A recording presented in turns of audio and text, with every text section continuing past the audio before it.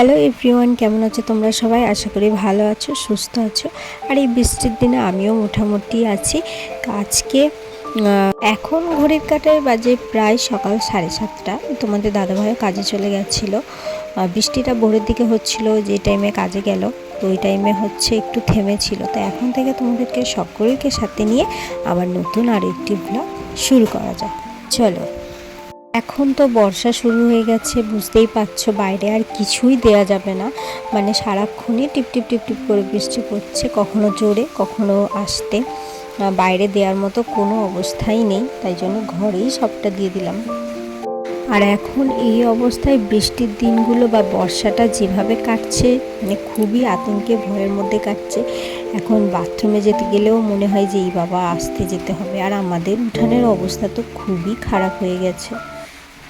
আমাদের উঠান কোনো বর্ষাতেই না এরকম হয় না, জানি না কেন এই বছরই প্রচণ্ড পরিমাণে শ্যাতলা হয়ে স্লিপ হয়ে গেছে। আমি তো খুব ভয়ে ভয়ে হাঁটি, আর বাড়ির সবাইও আমাকে নিয়ে খুব চিন্তা করে। এখন প্রায় সব কাজই মাকেই করতে হচ্ছে। আগে তো আমি টুকটাক করতে পারতাম, অন্তত ফুল তুলে মাকে একটু সাহায্যও তো করতে পারতাম। এখন বৃষ্টির কারণে আমি বাড়ি থেকে নামতেই পারছি না, আর আমাদের উঠোনের অবস্থা প্রচণ্ডই খারাপ হয়ে গেছে।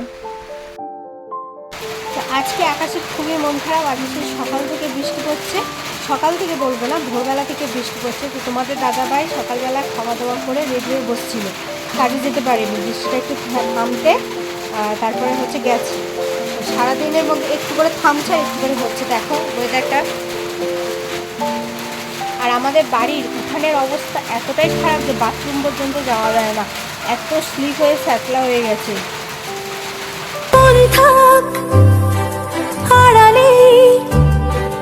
মাঝে মাঝে ছুঁতে আসা, জানি হাত বাড়ালে ধরা দেবে ভালোবাসা, তুমি পথে চেনো। এখন প্রায় আমার সমস্ত কাজই সারা হয়ে গেছে। আর বৃষ্টির দিন তো বাড়ির সব জামা কাপড় সব এলোমেলো হয়ে আছে, তাই ওগুলোই একটু গোছাচ্ছিলাম।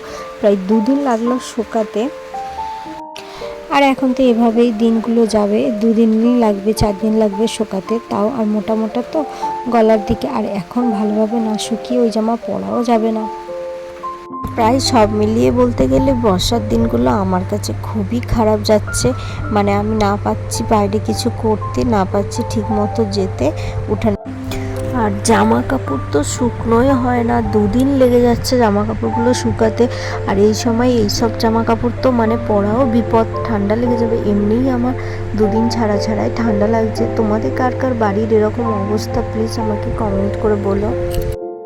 যে স্নান হয়ে গেছে আমার, এই যে ঘরে জামা কাপড় সব মেলে দিয়েছি, বাইরে দেওয়ার একটুও জায়গা নেই, তার জন্য ঘরেই সব দিয়ে দিয়েছি। বাইরে প্রচণ্ড পরিমাণে এখনও টানা বৃষ্টি হয়ে যাচ্ছে।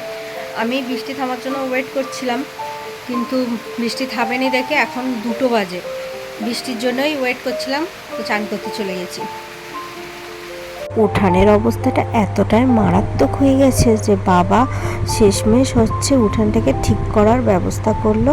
ওই যে ইটের টুকরো আমাদের হচ্ছে ঘর হওয়ার সময়, আমাদের যখন ঘর হয় 2 বস্তার মতো ছিল, ওটাই পুরো উঠোন থেকে বাড়ির সামনে থেকে বাথরুম পর্যন্ত বিছিয়ে দিয়েছে, যাতে ঠিকঠাকভাবে বাথরুম টাথরুম যাওয়া যায়।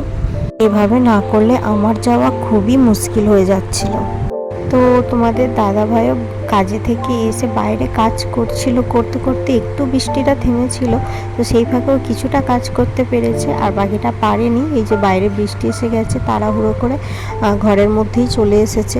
আর এই এতটাই গুঁড়োর কাজ যে ও স্নান করেও করতে পারবে না, সেই জন্য আগে থেকেই করে নিচ্ছে, কাজটা শেষ করে স্নান করবে। ও যেহেতু এখন স্নান করতে পারছে না, তো আমি বললাম ভাত দেবো, আমি তাহলে মেখে গালে দিই। ও বললো যে না থাক, এখন আর দিতে হবে না, একটা ম্যাগি করে দাও, বরঞ্চ ম্যাগি খাই।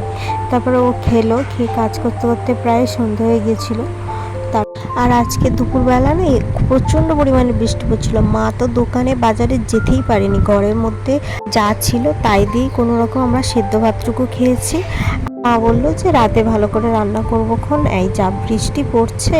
তারপরে এই সন্ধ্যার সময় চাটা খেয়ে মা হচ্ছে পটল চিংড়ি করেছিল, পটল ভাজা আর ভাত। রাতে আমাদের আজকে এই খাওয়া দাওয়াই হলো। বিয়ের আগে এই অভ্যাসটা ছিল কষানো খাওয়া, কখনো ভাবিনি শ্বশুরবাড়িতে এসেও পূরণ হবে।